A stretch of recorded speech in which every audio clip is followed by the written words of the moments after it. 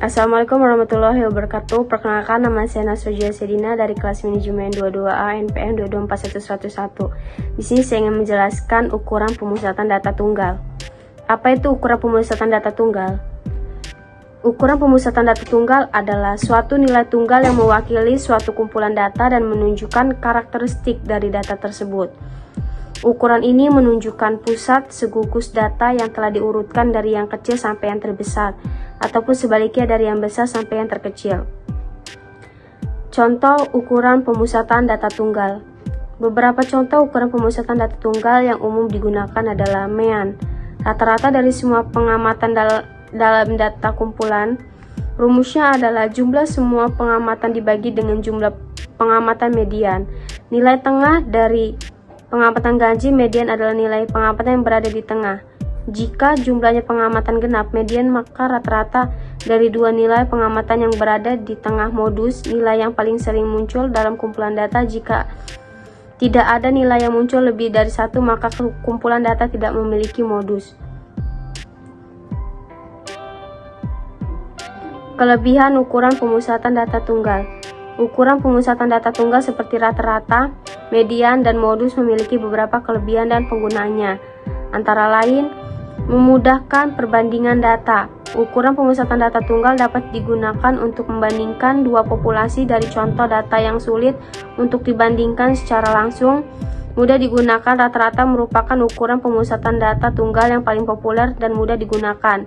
Mewakili data. Ukuran pemusatan data tunggal dapat mewakili data secara keseluruhan. Cocok untuk data homogen. Rata-rata cocok digunakan untuk data yang homogen. Tidak dipengaruhi oleh data ekstrim, median, dan modus tidak dipengaruhi oleh data ekstrim. Kelemahan ukuran pemusatan data tunggal.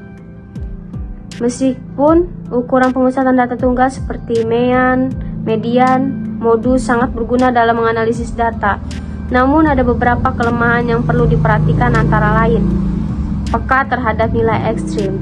Rata-rata dan MEAN sangat dipengaruhi oleh nilai ekstrim dan pencilan dalam kumpulan data. Jika ada nilai yang sangat jauh dari nilai lainnya, maka rata-rata median akan terpengaruh dan tidak mewakili pusat data yang sebenarnya.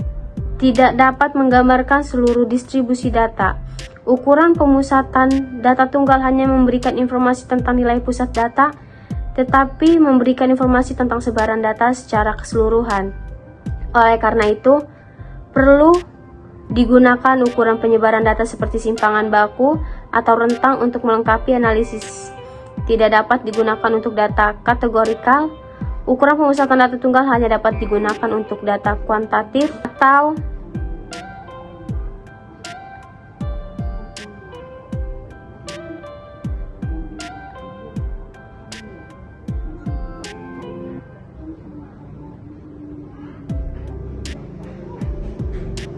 Oleh karena itu, perlu digunakan ukuran penyebaran data seperti simpangan baku atau rentang untuk melengkapi analisis.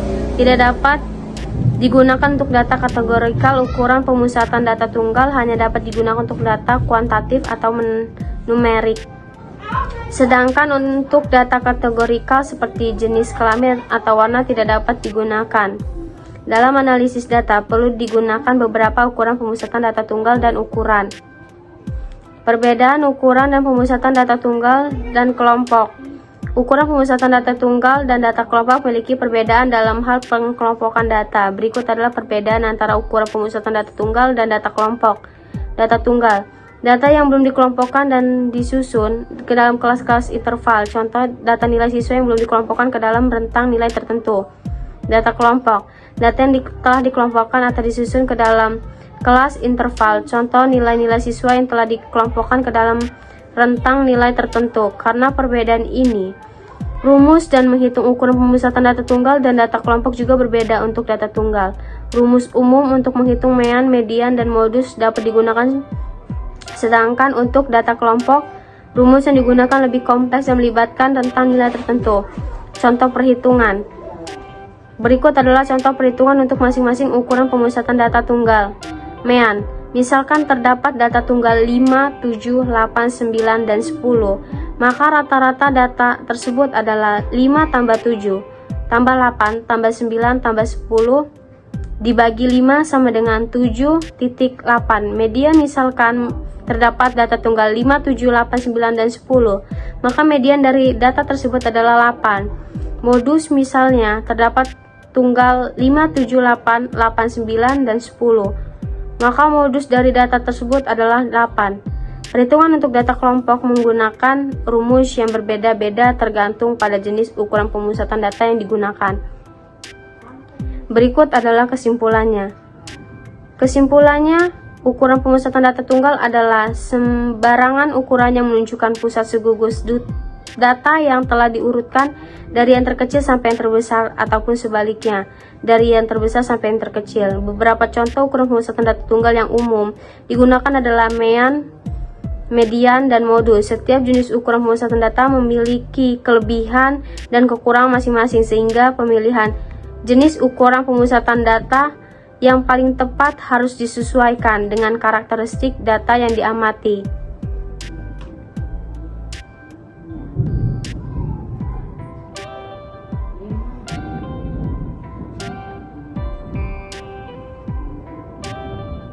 Ukuran pemusatan data tunggal merupakan salah satu bagian penting dari statistika deskriptif yang berorientasi pada pengumpulan hingga penyajian data. Dengan menggunakan statistika deskriptif, data dapat diolah dan disajikan dalam bentuk yang lebih jelas dan mudah dimengerti sehingga menghasilkan informasi yang bermanfaat.